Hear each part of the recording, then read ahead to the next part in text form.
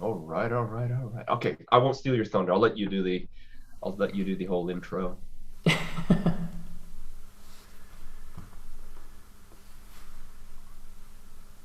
Okay, looks like we're good. Okay, so hey guys, welcome to the CPD Junkie podcast, where we bring you interviews with dentists sharing their CPD stories and journeys from around Australia. What better way to learn than to follow those who've done it before? CPD Junkie is Australia's most comprehensive CPD, so head over to cpdjunkie.com.au and become a member for free, and to access the full features of the site. I'm your host, Laurence Doan, and today we're joined by Dr. Geoff Wan. Dr. Geoff Hey, Wan graduated from UCID in 2006. Shortly afterwards, he left and went to the USA to pursue further education. During this time in the USA, Geoff had developed a keen interest in working with children, the elderly, cosmetic dentistry, oral surgery, and removal prosthodontics. Geoff has since returned to Australia in 2012 along with his wife and has made Sydney his new home. He's become a business owner and grew it significantly in the 6 years. He's a jack of all trades, master of none. He aims to impact as many patients during this time in practice and helping a few dentists along the way. He eats inspiration for breakfast and works daily, which is unusual for someone in their 40s. Dr. Geoff Wan, welcome to the show. thanks for having me, Lawrence. So, you graduated from UCID and then moved on back to Canada, but ended up in the US. Tell us about your CPD journey from there.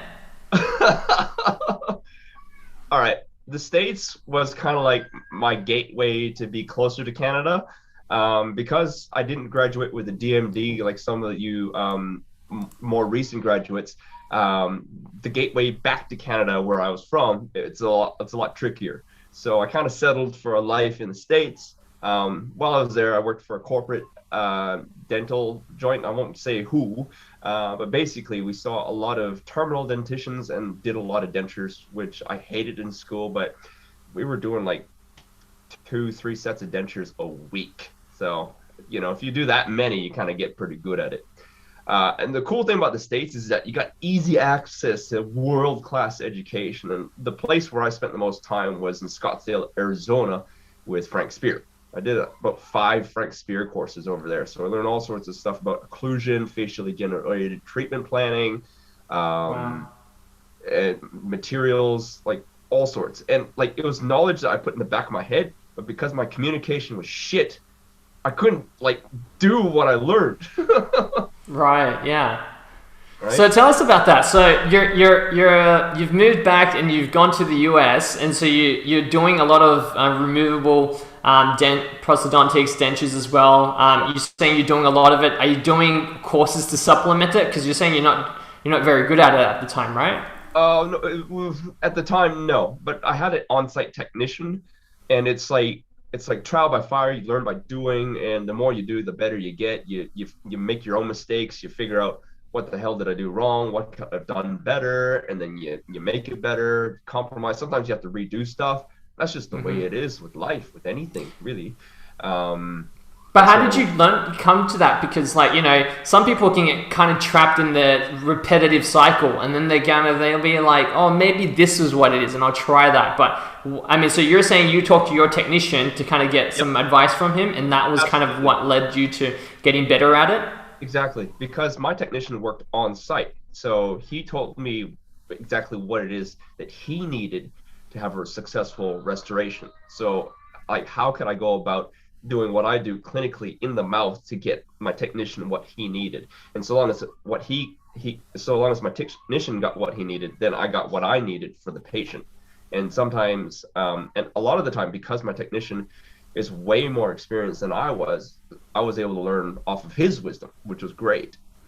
Right, and then you decided to do Frank's because you're in Arizona. Is that right? I was in Washington State. Right, Go Seahawks. Uh, and quite different. I, I had a few buddies that they were like, hey, let's go do Frank Spear. Like, okay. And flights are cheap, couple $100 or so to go to Arizona. And it was easy to get there. I mean, they fed you well, partied afterwards. It was awesome. And yeah, we had easy access to anywhere in the States. Right. Okay. And tell us about that. How did you find that particular course? Frank, anything that Frank teaches, like he takes complicated concepts, dumbs it down, so it's like you're kind of mesmerized, like, oh my God, this makes so much sense. I wish that I could repeat what he has taught, because like it's like, unfortunately, it's so, I think it's like deeply embedded in my subconscious that when I see it again, it's like, oh yeah, I remember that. But if I were to have to try to teach you, I'd be like, I'm not sure exactly like how to present this to you in a way that makes sense. But as soon as like my hands get into it, it all just flows. Right. So yeah, like, there's a lot of schools of occlusion out there. Yeah. Because you mentioned Kois and Pankey, right? At some point. Yeah, Frank used to be partnered with Kois. So Kois has his center in Seattle.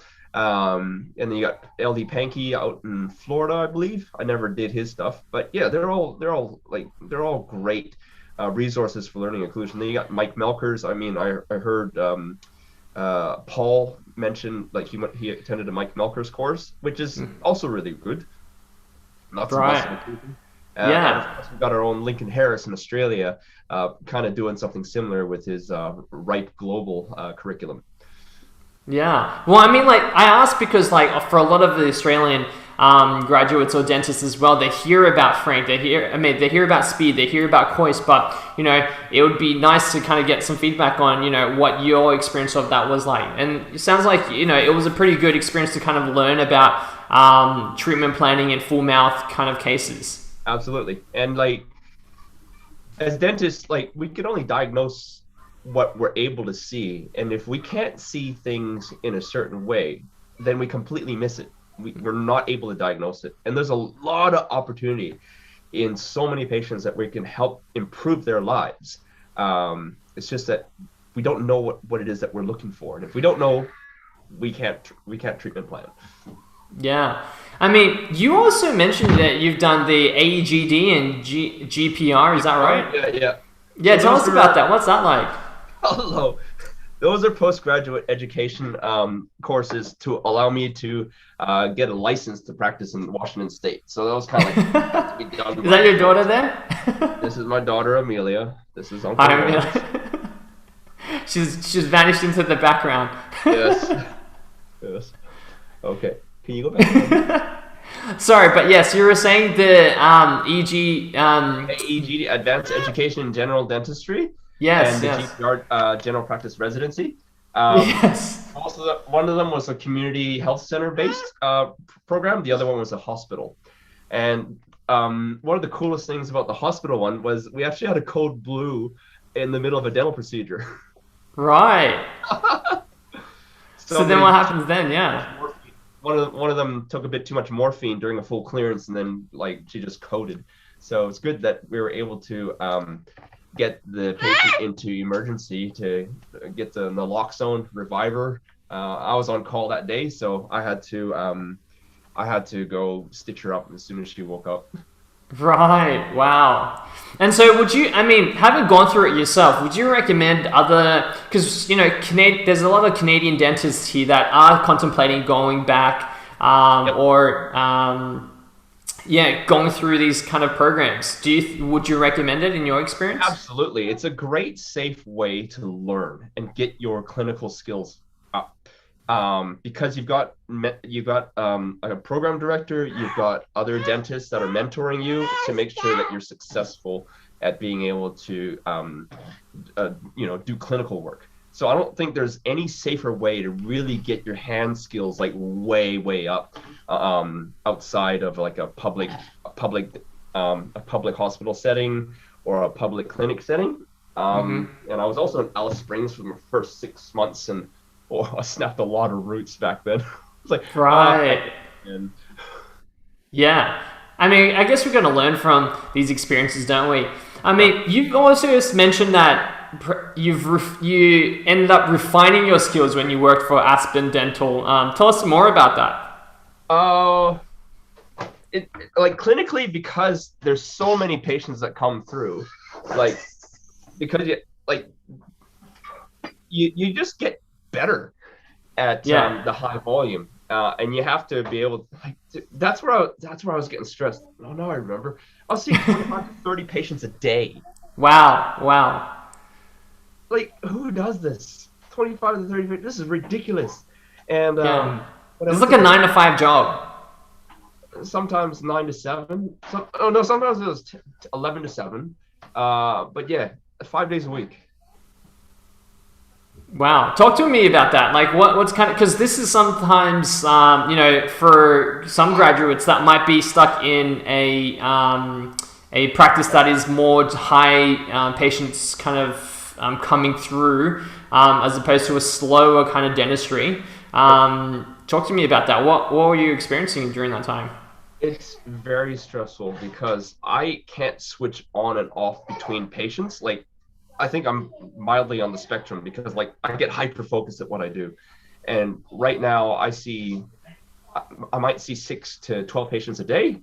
And they're most of them are longer appointments where I'm doing like bigger procedures.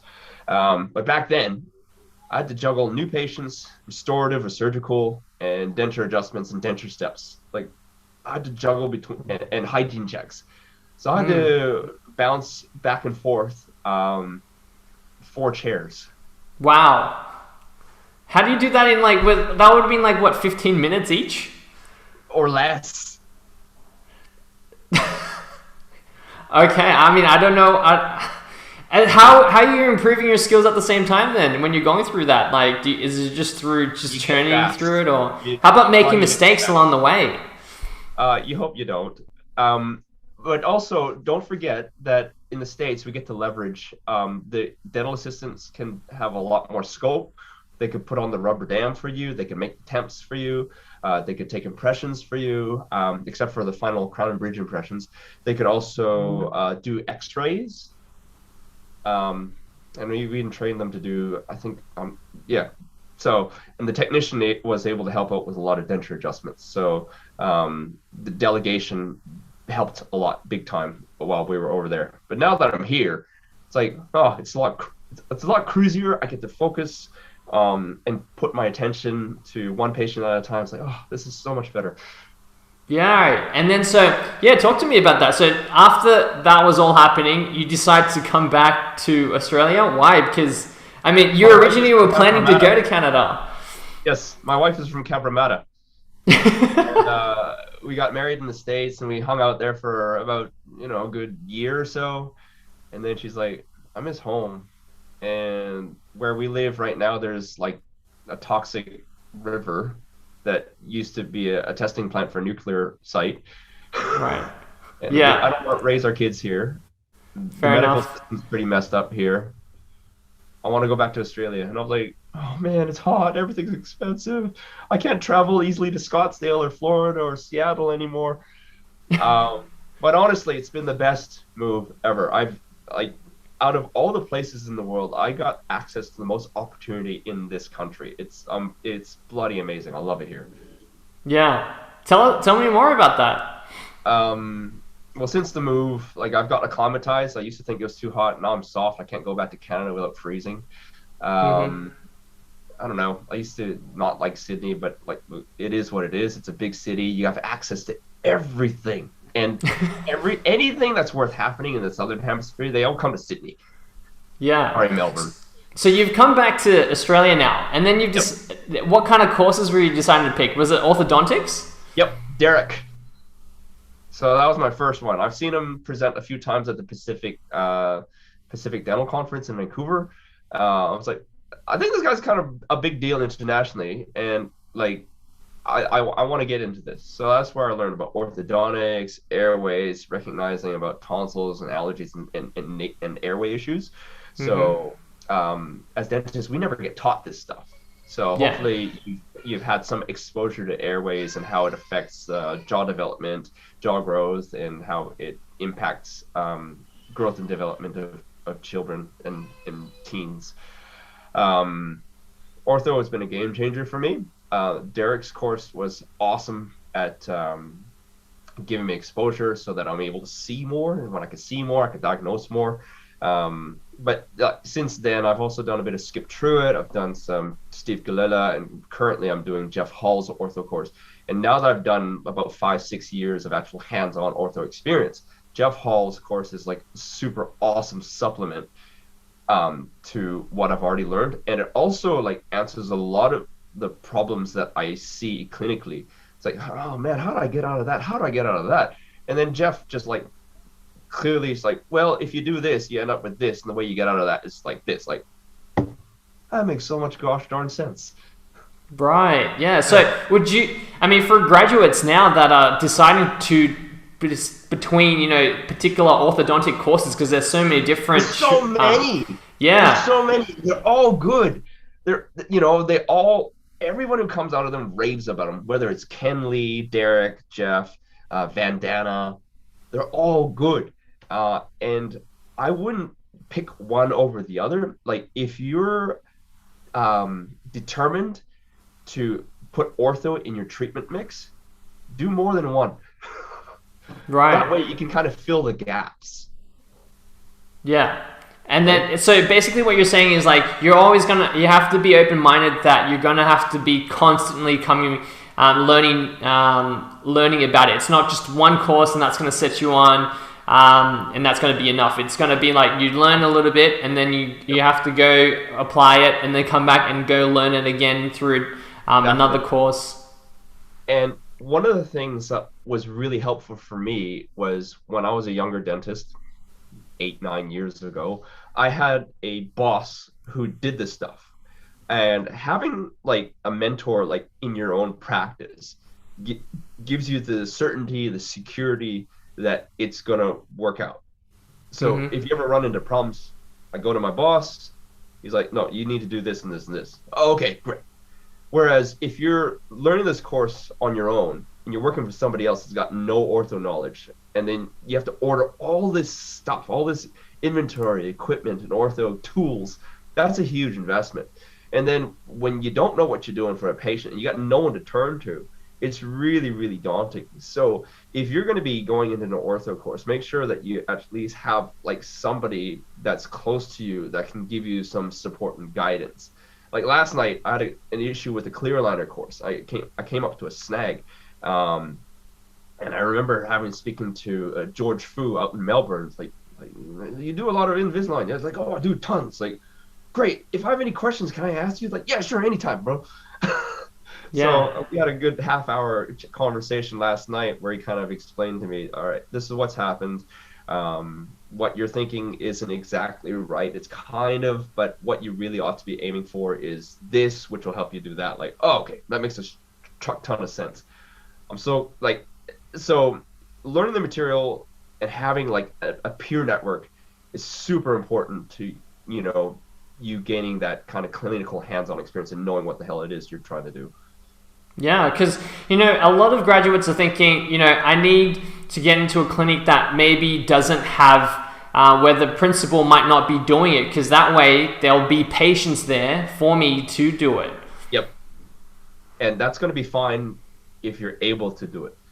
But if you're new at it and you've just come out of a course and you haven't seen at least 10-20 cases go through, might not be the best thing to do a test kitchen in somebody else's house. Right? Yeah. Whereas if they're turning a lot of ortho and they're able to guide you, that's going to be like the recipe for the greatest ortho success.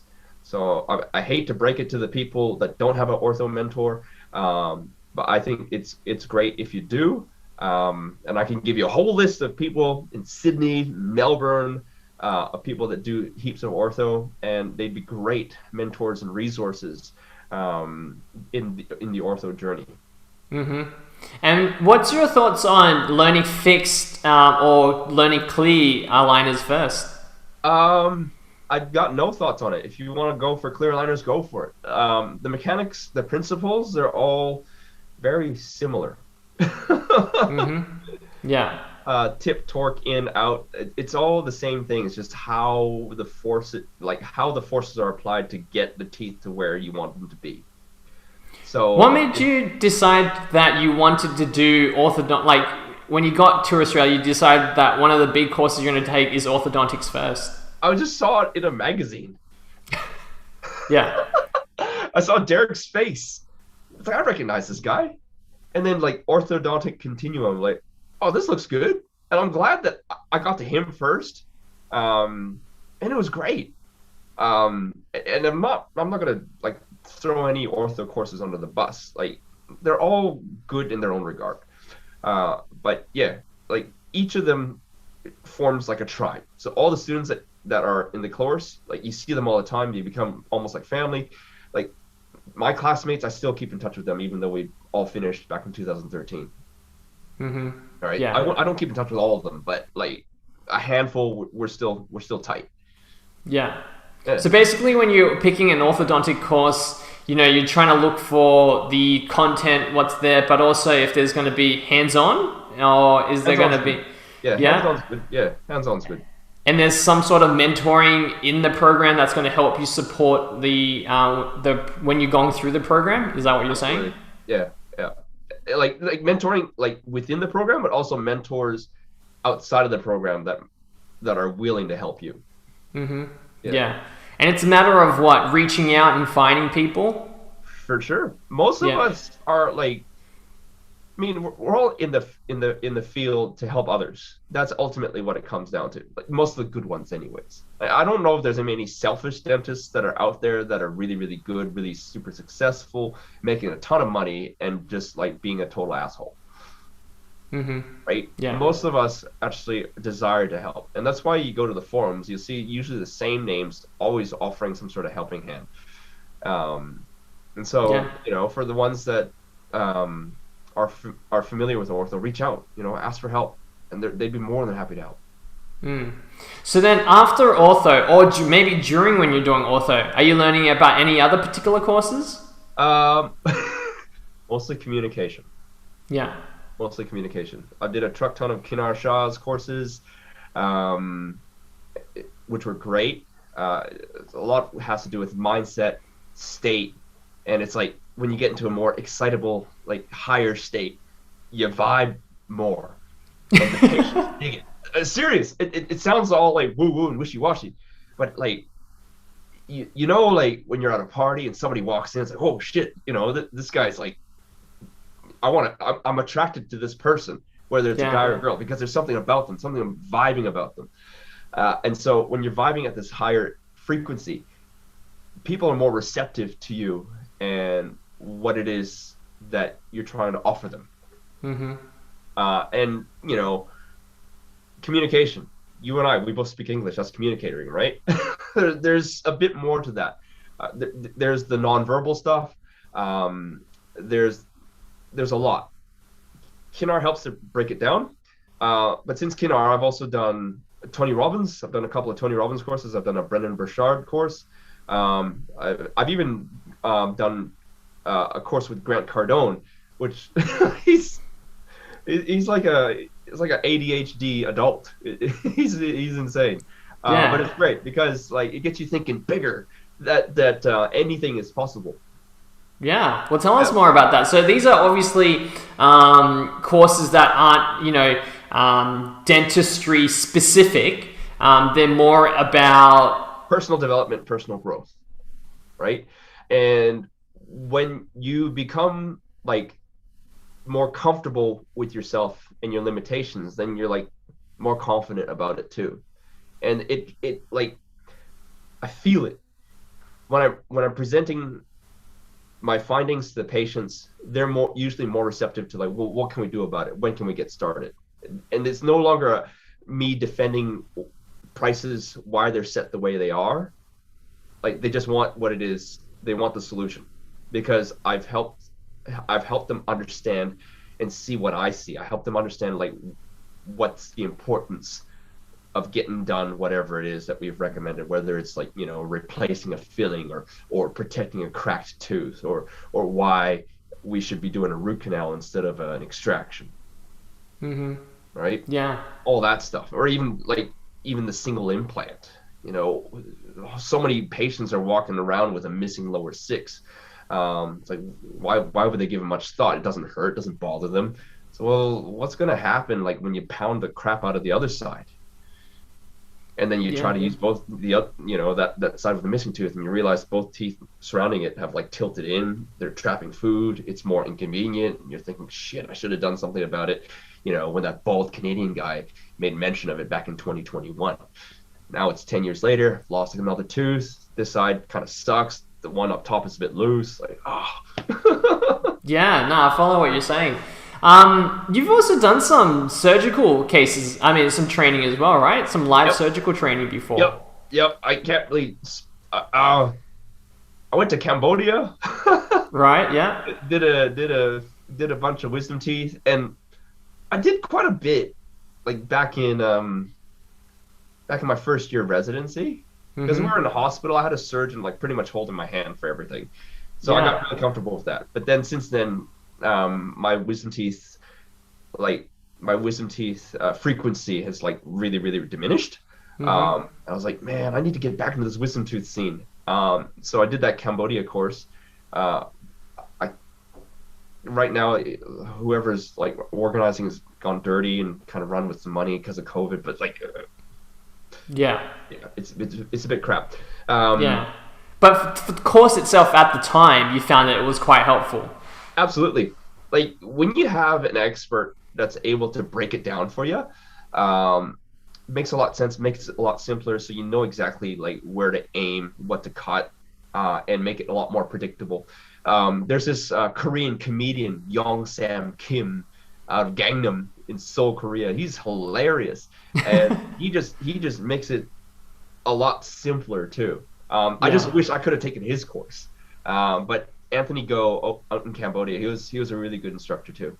Yeah, I guess for Dr. Kim, you'll have to get his book instead. In the meantime, hey.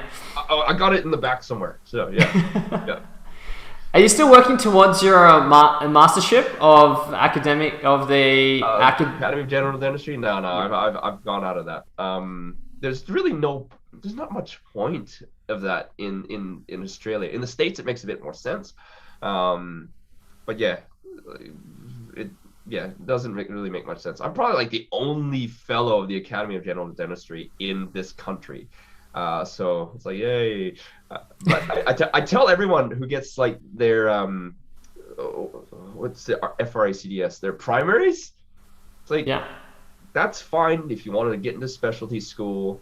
I promise you, no patient understands what that means or cares.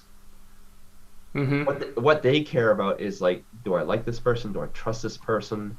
Are they going to hurt me? Yeah. That's the main things that the patient's sussing out when they're meeting you. And if they're comfortable with you, they believe that you're not there to hurt them, they trust you, okay, you do whatever you want. Yeah. Now, I guess as clinicians, sometimes we can get a little bit tunnel vision and forget about how general people actually perceive us. It's how we present ourselves, and less so the plaque that we have on the wall. You've done other academies. Was it on craniofacial pain? Yeah, I did. I was a member of the American Academy of Craniofacial Pain, and that's also like an eye opener because like it opens you up to the whole world of postural stuff, nutrition, airways, TMG, TMD, pain. It's a lot. And I'm like, this is great. I don't really like being in this space. There's a place for it for people that like it. My dentist is knee deep in that. That's why I trust him with my teeth and my jaws and my joints. And his old boss is like one of my colleagues, Graham Hawkins. So anybody that presents with like TMJ related stuff, it's like, I recognize this. I don't treat it. This guy does. Yeah. So the academy just kind of exposed you to identifying it, but not so much. It's up to you as an individual whether you want to further that training with other things before you want to go more into it. Absolutely. Like my dentist, Lewis, he just got his master's degree in traditional Chinese medicine and acupuncture. Like, who does this? And that's amazing that he's able to incorporate that into managing like craniofacial pain in a dental setting, right? Yeah. He's obviously passionate about it, and that's why I go to him and I send my kids to him, because he's Mm-hmm. able to see all that stuff. Me, Yeah. I'm not that interested. I'd rather just go in, do my restorative, do my ortho, and I'm good. Yeah. So, I mean, you're at this point now, right? So, I'm trying to paint a picture here. So, you've come back to Australia. Yep. You're out now in Sydney. You've started your ortho training. You're doing a few other courses along the way, whether it be a surgical kind of training. I'm assuming pros as well of some sort. And then, Yeah, a few pros courses. I think one of the best ones, especially if you have CEREC, is just do the CEREC fundamentals. When I registered for that this year, like Lawrence and Gloria were looking at the registration list, like Geoff Wan. What the hell? Geoff knows how to use CEREC. Believe it or not, I actually got a lot out of that fundamentals course, and I can't wait to actually do the anteriors course. So I have greater predictability in being able to execute, because I see the stuff that Lawrence is able to, even old mate Howard Yeen, like I've never actually regarded him like more than just a peer. But now that I see the case that he's presenting, he's like, bloody hell, Howard, not bad. He's actually doing some pretty badass stuff. So if he can do it, there's nothing stopping you or me. that's interesting because obviously you're already doing a lot of CERECs at the time, right? And then you decided to, after some time, take on the CEREC course. It was mostly to support my associates, so they would feel like a greater sense of certainty when using the CEREC. I've noticed that they had a few technical issues with tight like contacts where they can't get the crown all the way down, or where they had insufficient reduction. One of my associates, like bless her heart, her preps were beautiful, but they were severely under reduced, which made the materials too thin. And she was like, I don't know how to do this. Like, you need to be a bit more aggressive with your occlusal reduction. Yeah. Yeah. To get sufficient clearance and thickness of Exactly. material. And as a result of that course, I'm being called into their surgeries less and less. Like, Geoff, I can't do this. Like, now they can, which is great. Yeah. I see. And that's so, at this point, you're probably, a lot of graduates at, the 4 or 5 year mark, they start to contemplate about, practice ownership, being a specialist or being a super GP. For you were working for multiple practices. Yep. You're maybe a lead dentist at some point as well. At this point, can you share your thoughts on that? What exactly was the question in terms of like? So people are graduates around that 4 or 5 year mark. They might to start think about practice ownership, being a specialist, or being a super GP, or even starting a family. What are your thoughts on all of that? Figure out what you want. Like, best time is like around New Year or New Year's Eve when everything's all quiet. Get your journal out, write down like, okay, what does my life look like? What do I want in a year's time, 3 years time, 5 years time? What does that look like? What does that ultimate vision look like? And if practice ownership is part of it, go for it. And if you don't know what to do, ask somebody who's done it before, right? And if you're happy to coast along and continue being an associate, I know an associate that was turning over in excess of 1 million a year. So his take home is at 40%, right? Plus whatever bonus. That's freaking sweet. If I was taking home 40% of just in excess of 1 million, like, why would I want to be an owner? Right? Mm-hmm. So, part of it's just knowing what it is that you want, having that, like casting that vision. And it shouldn't be dictated by what your parents are telling you. It's like, oh, son, when are you going to start a business? My dad, he gave me a bit of shit. He gave me a bit of pressure. But I think everyone's journey is their own. And whether you decide to go for a business or not, it's completely whatever it is that you want that's valuable to you. Yeah. So how did you end up becoming a practice owner yourself? How did you decide that was the path for you? Okay. So when I was at Aestheticon back in 2015, I was talking to another dentist that I knew, and I knew he owned several practices. He was trying to kind of like influence me into practice ownership. But I was working 3 days a week, had a great job. I was turning over 3-4 grand a day. Take home was in excess of 200,000. It's like, why would I want to work for somebody else? Or rather, why would I want to work for myself and take on the stresses of owning a business? Now, backtrack, when I was growing up, like we weren't that well off, and for me, like the $100,000 a year income was like the holy grail. If we can make six figures, like, man, we're set. Because my parents never made six figures. So they kind of either they planted or I planted in my head, like, okay, once we cross that six-figure mark, we're set, we're winners, that's it. And if I can coast like that, I'm good. And then my wife took me to Tony Robbins, and something in me snapped. What was it? Unleash the power within, and it's like, okay, yeah, I can't keep working for somebody else. I need to do this myself. I need to create more opportunity, not just for myself, but like ultimately for my family and for the people that trusting me to look after them. So all right, that's it. I'm gonna own a business.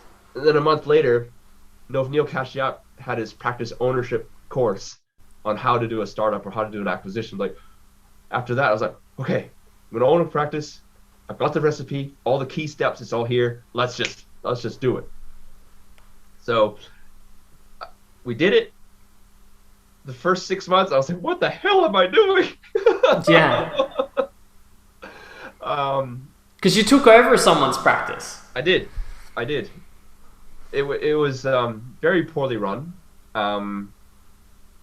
It was a revolving door of associates and staff. And yeah, we started off with like 4 team members. I think we have 16 now. Wow. Yeah. Yeah. So, I mean, how did you approach your CPD learning about starting a business at that point?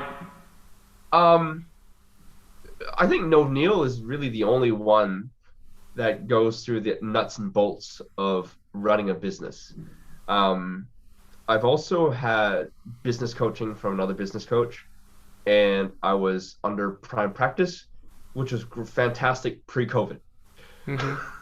Because they would hold workshops and courses, and it was like a great way to take your team out. We would all drink from the same water fountain and come back and say, all right, we're going to start doing this, this, and this, right? To ultimately make life easier, make the business more efficient, and like, implement. Because when you go to a course, it's like, okay, I'm going to start doing X, Y, Z, and my life is going to get better because like this stuff is easier or this is great. And so Prime was great until COVID happened. So we're not with Prime anymore. But ultimately, whoever you decide to trust with any sort of coaching or improving your practice management systems, like take it in, learn it, and take action.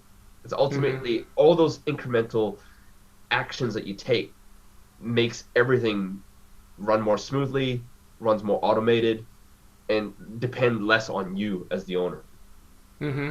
Yeah, I guess what you're trying to say is as well, it's about philosophy, having a culture and building up a particular culture so everyone's on the same page. Because if people, one associate goes learn there and the practice owner goes and learns somewhere else, it's like you come back and you have 2 clashing different philosophies, and if you're not on the same page, it kind of makes it quite difficult to communicate. Yes, absolutely. So yeah, one of my values was just be badass. Yeah.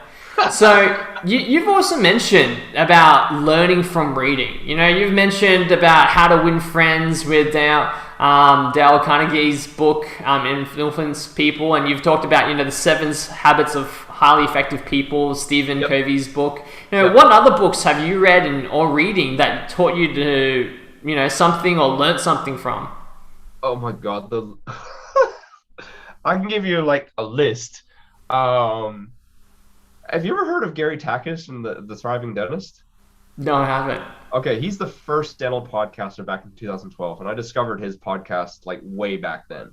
Right. One of the things that he said that leaders are readers and readers are leaders. So I started reading, and now I go through Audible. I consume about an audiobook a week. Wow. You So must on 1.5 speed. yeah, 1.5 speed. Yeah, if it's 1.7, it's too fast. 1.2 is just draggingly slow. And there's a lot of overlap within these books. Regardless, like when you go over something that you've heard before, you're either thinking, "Yep, I do that," and it affirms that you're doing the right thing, or wait, no, I know I should be doing that, but because I've heard it now, it's in my consciousness. I'm gonna consciously do that, and then you keep consciously doing it until it becomes automatic, and then you subconsciously do it. When it's subconsciously done, it's the best because you don't have to think about it. You don't have to force it. Mm-hmm. Whereas when you're learning something and you're trying something, like initially, it feels unnatural. Like that first time you had to hold a handpiece and you had to use a finger rest, right? Yeah. Like, how am I supposed to use a finger rest in this tiny space and try to avoid cheeks and tongues and drill onto a tooth? Mm-hmm. Because you've done it so many times, now it's like automatic. You sound like a dentist talking to their nurse, and they're trying to train up on a new skill. So a common question I ask guests is, what CPD was a game changer for them? Is there any particular game changer CPD for you? I'd say Frank Spear. Mm-hmm. If you're able to go, like, I learned better in a classroom, even though I've subscribed to his Spear Education online platform for the past 10 plus years. And there's so much information. I just can't sit still, like, in front of a computer for an hour to learn about, like, crown lengthening. Yeah. Even though it's all there. So Frank Spear has been great. Derek is a really, really good one as well, because he like, not only do you understand like his world and what it is that he sees, he also introduces you to his network. So you guys are all supporting one another. And Kinar Shah, big time. Can't forget about Big K. All right. Kinar, like, his communication courses like grow in layers. So you get your fundamentals, and then as soon as you practice your fundamentals and become subconscious and automatic, then you go deeper into the neuro-linguistic programming, and you understand, like, certain words have a certain effect on your audience's mind, and also the nonverbals that you could use to create greater engagement with your audience, whether it's a patient, or if you're trying to speak to a group of dentists, or if you're trying to speak to, like, your team and try to influence them in something for the greater good. Because you don't, like, try to get your team to do something just because you're the boss. No. I'm the boss, you'll do as I say. No. I'm just got a comment here coming from Dean. He's saying that you haven't done a Dean Lyson Black course yet, so I should do a Dean Lyson Black course. Yes, he's my classmate. He's the year below me. But no way. Dean Lyson Black, small world. Dean Lyson Black, he was the year below me, and I admire him to the buggery. He's gone like leaps and bounds in the whole clinical space. I actually took over his job as my first job when I came back to Australia. So he paved the way, and the patients loved him, and I had some pretty big shoes to fill. So good on you, Dean. And I should do a Dean Lyson Black course. Fair enough. And so, have there been any particular CPDs that you felt like you didn't quite implement or wasn't as beneficial for you at the time, and you would do differently next time? For me, a lot, like,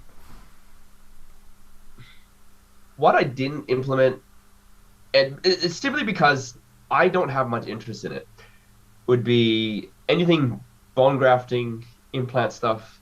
I don't like doing implants. I'll do it. I just don't like the unpredictability of it. Mm-hmm. And I don't know if it's me lacking experience or skills as an operator, or if it's just inherently, like, biology that can be unpredictable. So that's why I'm kind of very, very iffy about the implant space. That's just me, right? Everyone's different. Some people absolutely love implants, and good for them. And I'm happy to refer to people that do a truck ton of implants. But for me, because I've done some, I've tried some, and some of them have not gone so well, that's why I'm very, very hesitant and careful when it comes to anything implants. And so talk to me about your implant learning journey. Was that through weekend kind of courses, or was that through something a bit more structured? Like, how did you go about learning that and, to come to this kind of conclusion? Sure. It's probably my fault that it's mostly been weekend type courses. I haven't done any sort of continuum like the IAAD or the ICOI. I haven't done any of that. Quite frankly, I'm not that interested.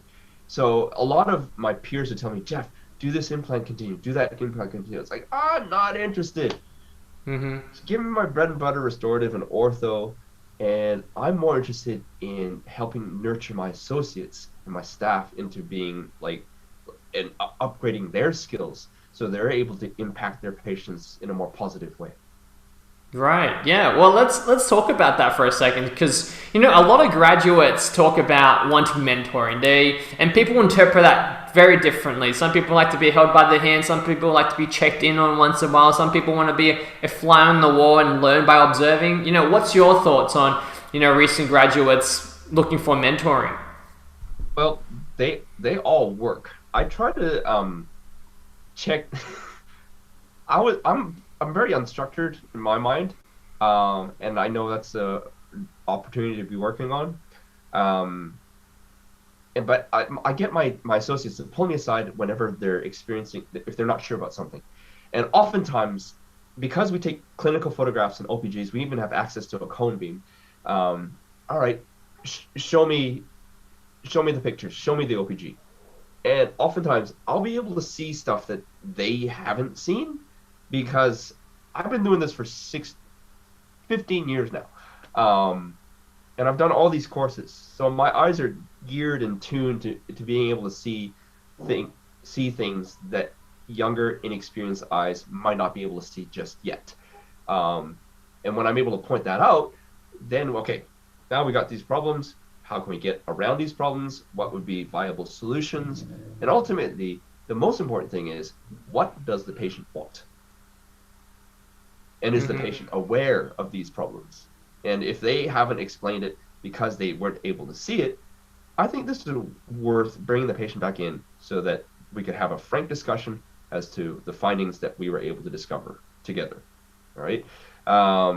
And so those are the kind of conversations that I'll have with my associates. And it's great because, as a young dentist, how often did you find yourself stumped over a clinical situation? It's like, oh, what the hell do I do with this?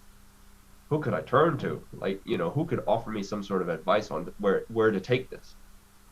And oftentimes it's isolating. You got no one to talk to, so then you take a punt. I don't know how many times you've taken a punt. Yeah, a few times, yeah. And sometimes it works out. Yeah, sometimes. Sometimes you're just like, oh man, this is not good. I gotta get them back. Yep. Yeah. And sometimes it doesn't. And then, that's where you have your biggest slices of humble pie. And based off of those experiences, you know what to look for in the future, so that when you encounter it again, you can explain from the front end. I've seen this before. This is a possibility of happening, like a sinus involvement, right? I don't know how many fistulas you've caused. You don't have to say. You don't have to say. It's bound to happen. If you're going to be taking teeth out, it's going to happen. Yeah. I've had to refer maybe a handful of times to the oral surgeon to get the fistulas closed. And they have all had similar things in common. So now whenever I see it in the x-ray, I warn them. This has happened to me a handful of times. I think it might happen to you. Yeah. So and what's some of those red flags for you now? Low-hanging sinuses. And whenever you're doing wisdom teeth, always look at where that bloody nerve is. Like scrutinize it. Scrutinize it to buggery. Like really, really be careful, because paresthesias suck. And if you cause one, that'll be hopefully the last one you ever cause, because you're gonna look twice, three, four, five times before you even take out, before you even get that anesthetic to numb up that lower wisdom tooth. Mm. You've previously done some, I mean, talking about like mentoring as well and observing. You've done some observational days with was it Dr. Mark Nee? Mark Nee, yeah, up in Hornsby. Yeah, he's amazing. So if there's a dentist out there that's doing something you want to do, whether it's surgery, implants, aesthetic stuff, ortho, by all means, reach out, ask. I learned so much from spending a day with Mark. He's just so smooth and cool and chill about everything. And I'm just looking like at the way he does things. Oh my God, this is legit. This is actually really, really good. So I learned quite a lot, just like informally, just by observing. So if you're a young dentist and you have a day off, like, find somebody that you admire, reach out. It kind of, I've had maybe 2 or 3 people come out and observe me, which is really cool and flattering. It's like, oh, I'm just regular old Geoff. Mm-hmm. But Yeah. if there's something that you see that you think that I'm doing that is cool, then by all means, I'll share it. Fair enough. So, have there been any particular struggles that you've had in your CPD or dental journey so far that some of our viewers wouldn't have known about? Well, don't mess with the nerve. Learn that the hard way. That's me being vulnerable. I'm not perfect. Look out for sinuses. Always look out for sinuses, like low-hanging sinus, and warn the patient beforehand. This could be a problem. I've seen this before. If it is a problem, it's purely bad luck, anatomy. I couldn't have caused it. I'm just trying to help you by taking this tooth out. Ultimately, the end of the day, it's your responsibility if the communication opens up. Mm-hmm. So at least you've had that conversation from the front end, rather than you trying to explain why every time they drink tea it ends up their nose. Mm-hmm. Right? Yeah. That's interesting because, a lot of times graduates, when we always hear about it at uni, it's like, this is the risk, you just got to tell them. But for a lot of times, it doesn't happen to you, And then you're saying that when it does happen, at least you've mentioned it. But if you've never mentioned it, it's even worse. It's worse when you have to explain why it's happened. Mm-hmm. Because now, there's a new problem that they didn't come with. And they trusted you, and they feel kind of betrayed. And now they have to pay more money to another person to get it fixed. Mm-hmm. Yeah, and then that's one thing. But then, like you've just mentioned, nerve issues. That's a very scary experience. That we always think that hopefully we talk about the risks, but we hope it never happens. Yep. What happened when it happened to yourself? I reached out to a local oral surgeon who attempted a nerve repair. And he's reviewed it, but I reviewed the patient 2 years later, and she's still numb. Mm. But she's in the healthcare profession. She's a nurse. She gets it.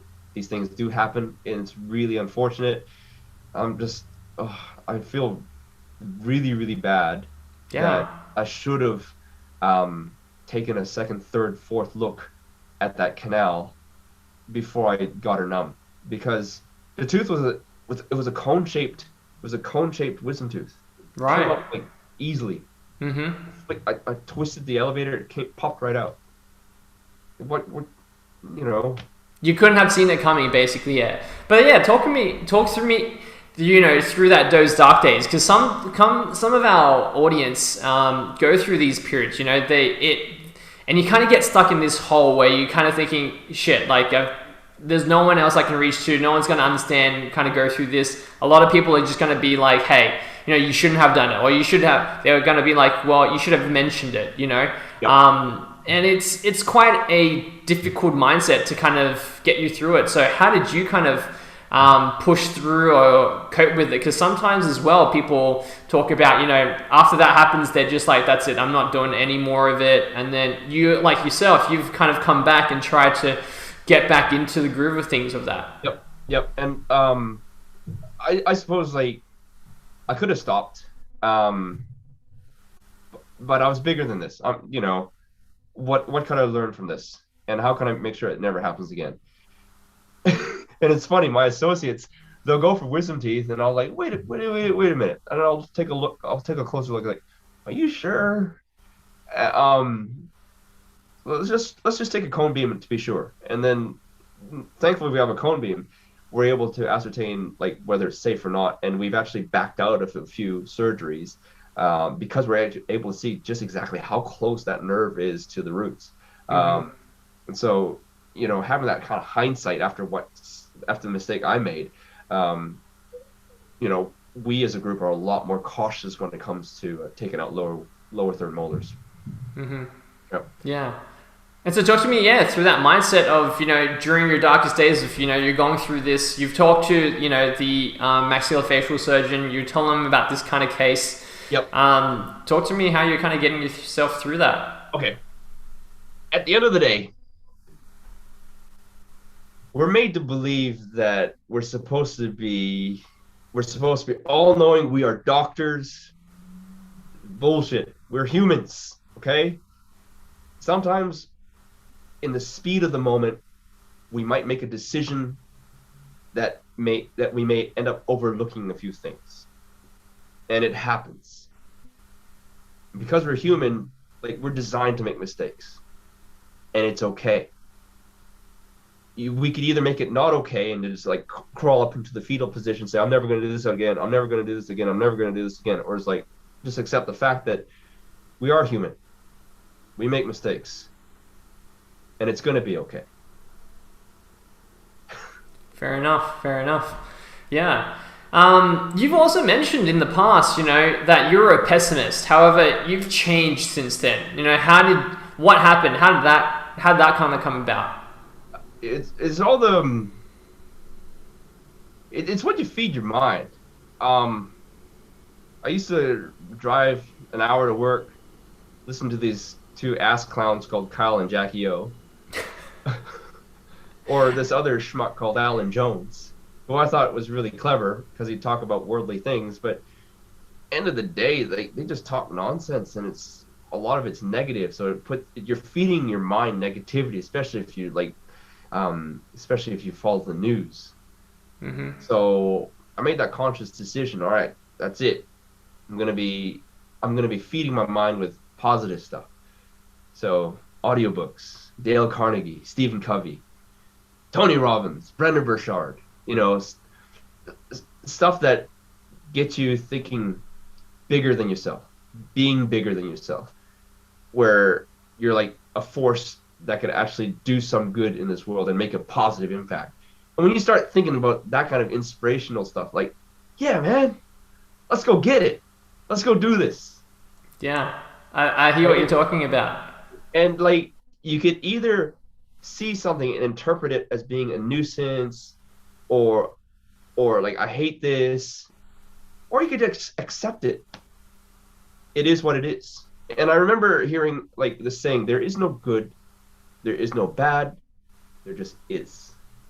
So if you could look at things without judgment, without giving it some sort of meaning and just accepting things for as they are, then you don't cloud it with emotion that kind of that shapes our state, if that makes sense.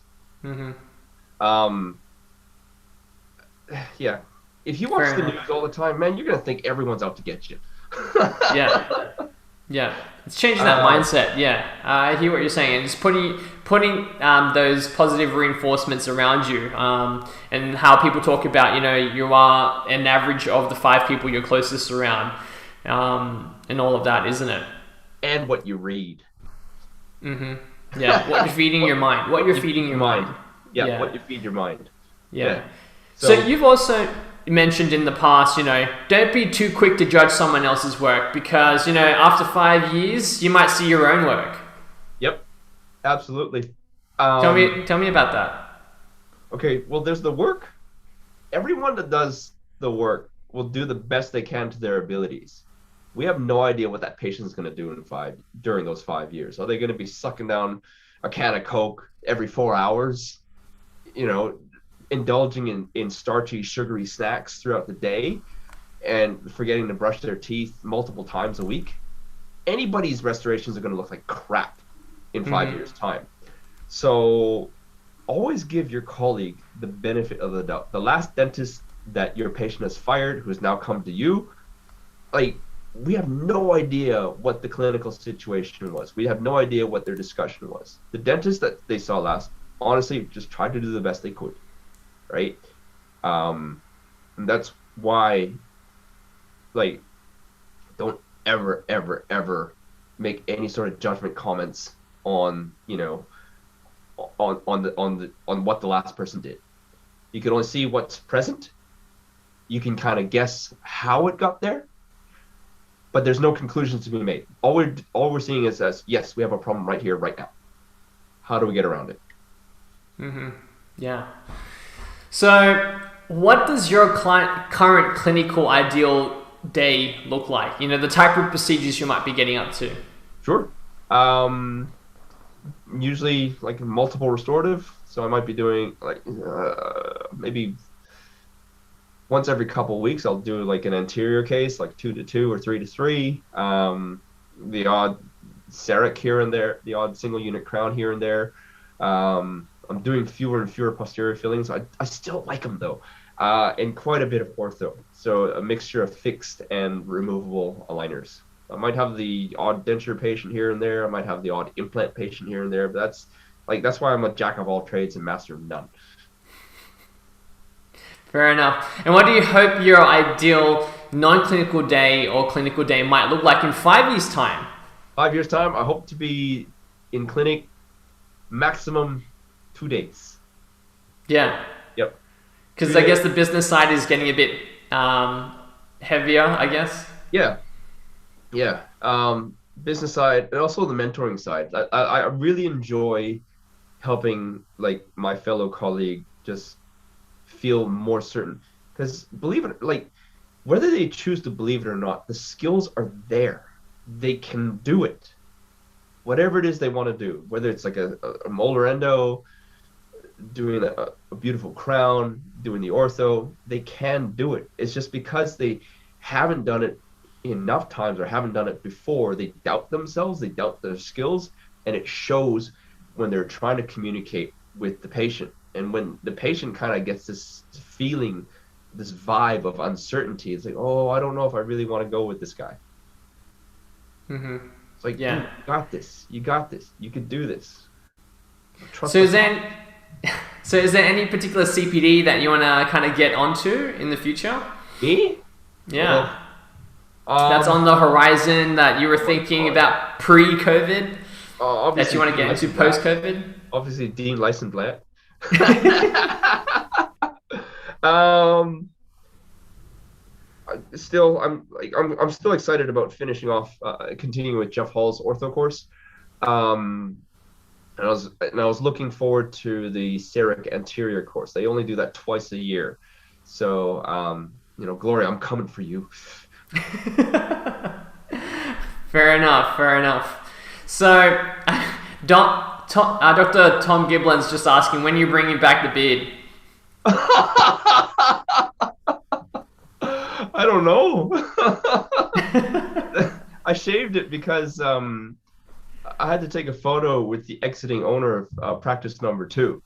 And, like, did I want to be immortalized, like, the way that I normally look, or do I want to be immortalized with the beard? And I was like, oh, no, the beard's coming.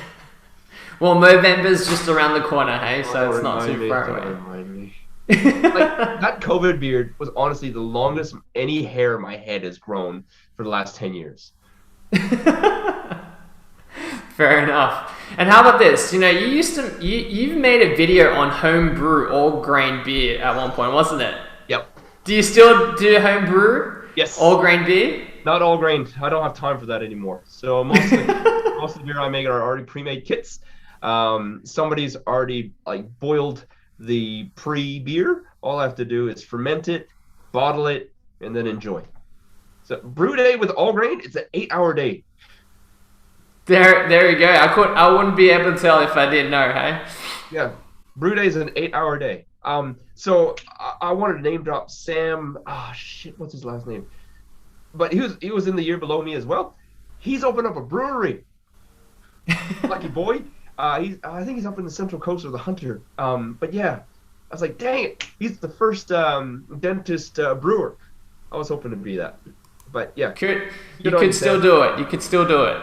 Thanks. I'll be number 2. But yeah, it's a cool life. Like, it's a cool life, like crafting up beer recipes, like with your grains and your hops and what yeast you use and what sort of varieties of beer. Anyways, I'm totally nerding out in beer. Sorry. Well, you could combine that with, you know, a gym workout session at the same time. Yeah. Yep. For sure. Well, Dr. Geoff Wan, thank you for coming on the show today. If you could let the people know how they can find you or what you've kind of going on in your life. Yeah, just look me up on the Facebook or the Instagram. Send me a direct message. I talk to pretty much anybody. Yeah, so I'm pretty much everywhere in the space. So look forward to connecting if you want to connect. So for our viewers, if you like this episode, drop a comment below on your favorite part, but don't forget to like and subscribe, and we'll see you on the next episode of CPD Junkie podcast. See you guys then. Peace out.